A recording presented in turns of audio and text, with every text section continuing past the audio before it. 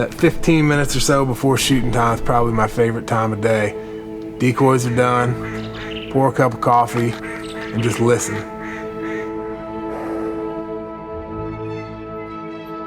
And pretty soon you hear it. That's when it really starts to get exciting. I mean, it just makes you alive.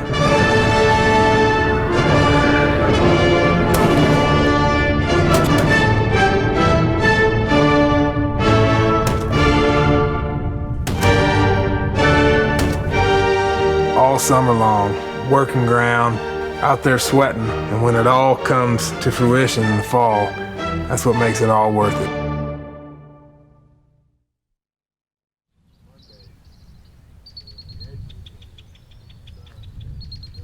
For me, it's just a way of life. You would go to the Friday night football game, small town where I grew up, and then the next morning go goose hunting and duck hunting with my dad and uncles and family. It's something that I've done my entire life. Don't know any different, and hopefully I won't know any different. When I was in college, I played baseball. I had a lot of good memories on the bus and playing ball, and was fortunate enough to get drafted despite duck hunting every morning. Played ball in the San Diego system for a couple years. It was a neat experience, but learned pretty quick that I was better at shooting ducks than hitting fastballs. I've lived my whole life hunting, fishing, trapping, and when I got done playing ball, you know, what am I going to do to be able to continue this lifestyle?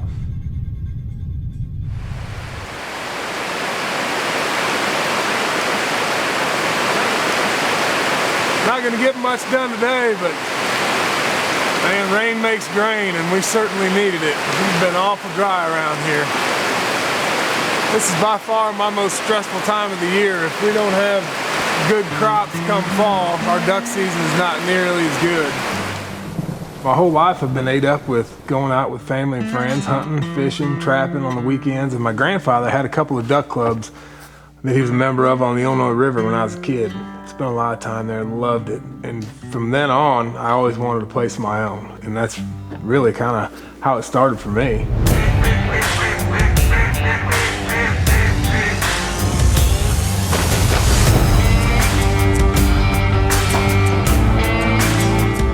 Bought the first farm up here with a friend, and a couple of our buddies had farms down the creek just a couple miles.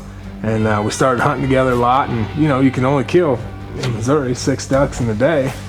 And we had places that we were spending time and resources all summer, pumping water, planting food, managing for waterfowl. And we just didn't get to utilize them that much. So from there, we started taking a few groups out hunting, and it kind of exploded.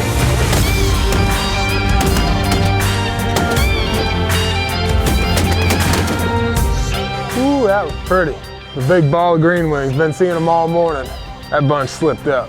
We knew it was going to go pretty well, but it went quicker than even we anticipated. I guess things that most people don't know about Tony, what drives him is being in the field. What drives him is sweating. Getting his hands and his arms and his legs dirty and coming home covered in sweat. If he doesn't come home covered in sweat and grease, he feels like he didn't work that day. Honestly, that's what drives him, it's the off season. I love the off-season management work. I mean, they're long days, it's hot, putting in work. You're basically setting a buffet table, not knowing how many are showing up for dinner in the fall.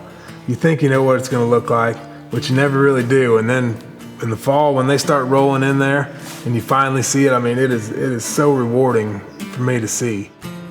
A little bit of south from that wind this morning, they ought to be working right through there up to this mast. Maybe just hit them once, and when they get down in the hole, pop them where they come right back at the blind. That bright moon, a lot of these ducks are going back early, but there'll be a lot of them looking for water at daylight. Running a big operation like we have here, you know, we have to have ducks throughout the season, and to have and hold ducks throughout the whole year, you have to have a variety of food sources. You start out with your natural foods, natural millet, smart wheat, and that comes through moist soil drawdowns where you're taking water off of those wetlands at the proper time. And people tend to get intimidated when they think of habitat management. I mean, they think it might cost a lot of money. Good habitat management for waterfowl is as easy as taking water off your farm at the right time. This gets high enough that it closes those flappers, we'll still be able to pump water out of our fields, we'll be able to get rid of that surface water and save our crops.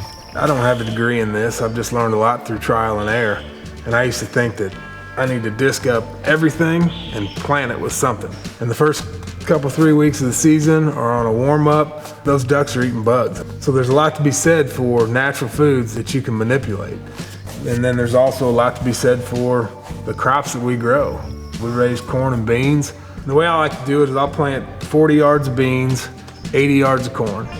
And then I'll cut the beans, get that horizontal cover for the bugs, put the water on, and now it's nice, clean, open water. It's easy to walk, easy for the ducks to get into, and it makes that cornfield good from day one instead of late in the season.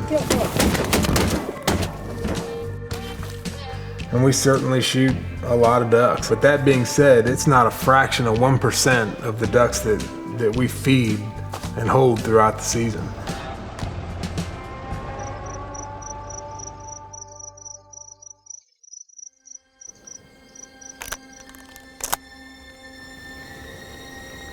You ready, buddy? Yeah, you ready?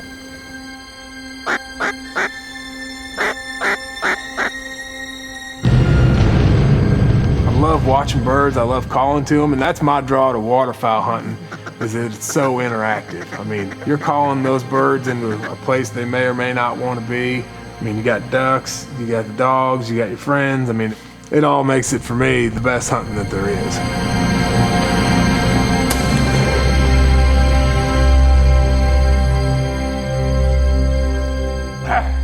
You hear that thing ripping wind through them feathers? He was coming as hard as he could come. That's pretty. Good. Shake it off.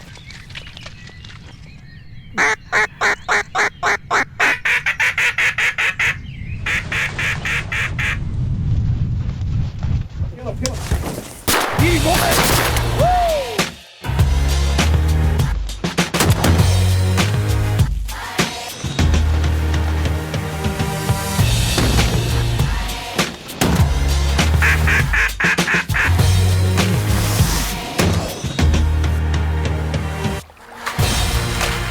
That doesn't get much prettier.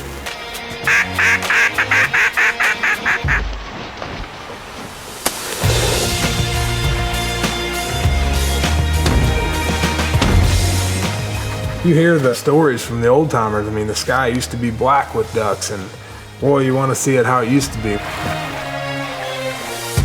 I got news for you. Glory days are now.